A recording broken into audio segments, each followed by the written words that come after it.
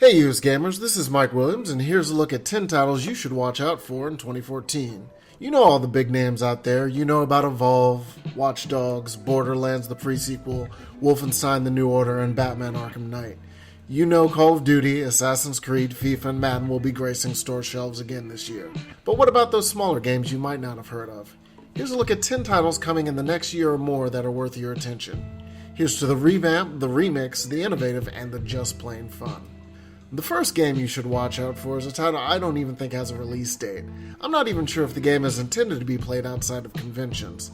I stumbled across Cappy vs. Double Fine Battle Golf Association at their joint booth at PAX East while waiting for another appointment. The game has since been renamed BGA World Tour, in a callback to PGA World Tour, and features competitive multiplayer in the style of Samurai Gun, but with golf clubs.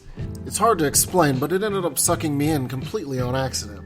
Once you twig to the controls, there's nothing better than picking your favorite Double Fine Cappy characters and whacking people to death with lethal golf balls. Switching gears completely, we have Darkest Dungeon. This title is a turn-based RPG roguelike where you hire 4 adventurers and send them into randomly generated dungeons to clear out the forces of evil and find cool loot. The thing about Darkest Dungeon is there's a big psychological component to it. Your party's mental well-being is paramount to keeping things together.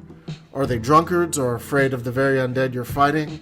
Has your Crusader tank become afraid of the front line, sending him screaming to the back of the party? Maybe your Plague Doctor has seen too many deaths in his dungeon dives and now spouts depressing comments that lower party morale. Or does your team of adventurers just need to blow off steam at the tavern or pray at churches between dungeons?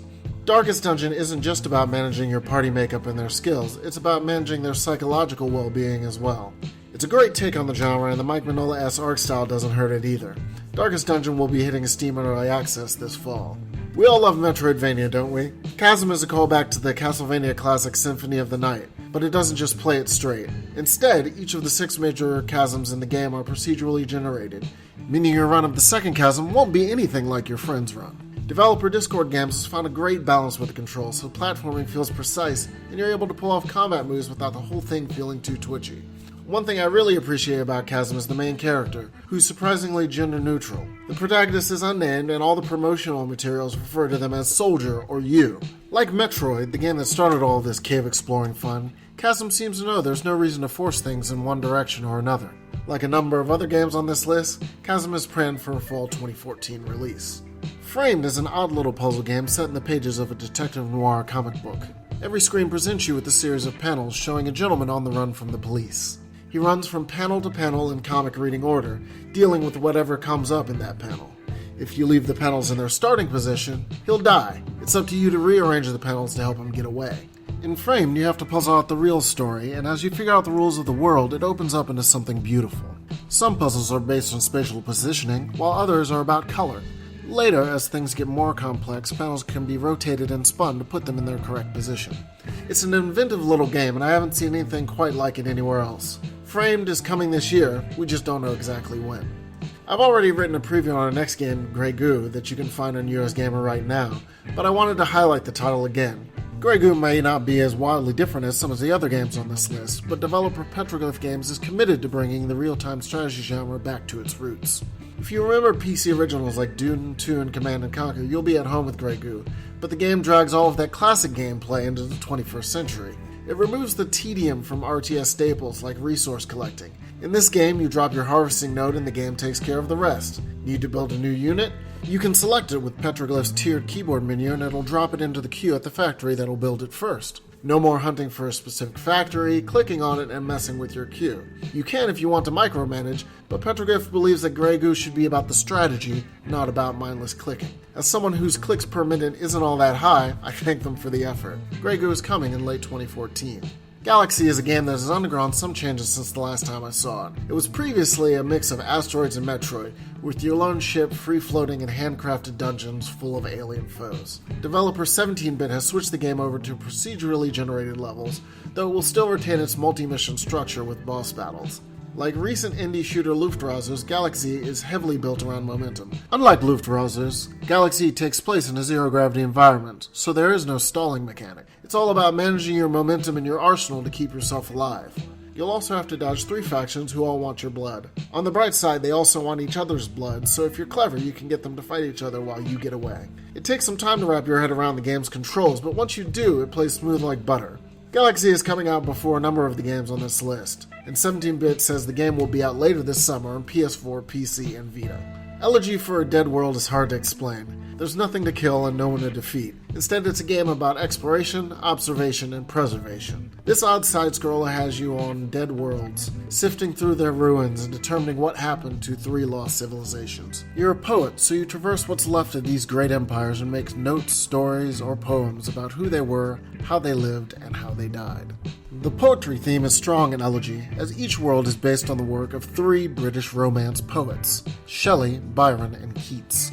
Once you've completed your personalized journal of each world, you can then share it on Steam Workshop. There, the community can discuss what they think happened to each civilization. Elegy is a puzzle played out across an entire group of players that may not even have a concrete final answer. It's up to you to be the speaker for the dead. Elegy has no release date outside of soon, but I thought it was so cool that you folks had to know about it now.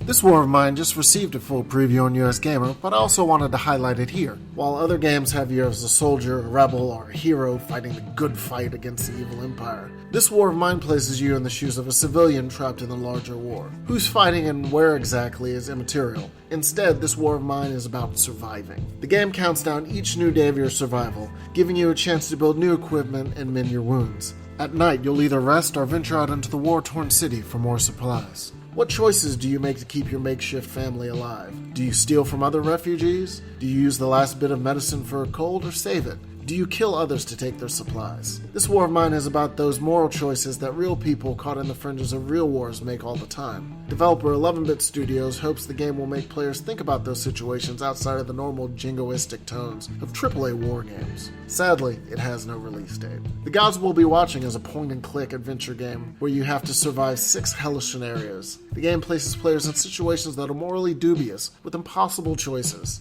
Each of the game's 6 scenes provides narrative puzzles. The scenes I saw at PAX East involved torture, starvation, and the possibility of cannibalism. The game features a pixel art style, but anyone who's played Hotline Miami can tell you that pixels can still seem gruesome.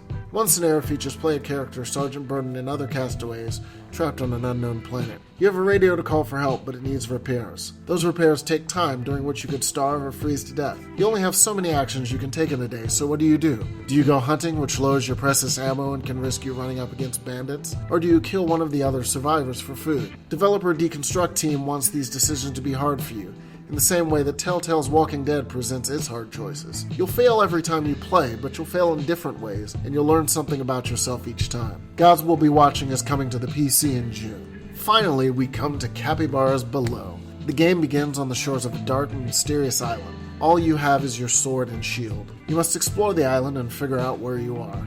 The thing that strikes me about Below is how oppressive and lonely the game feels.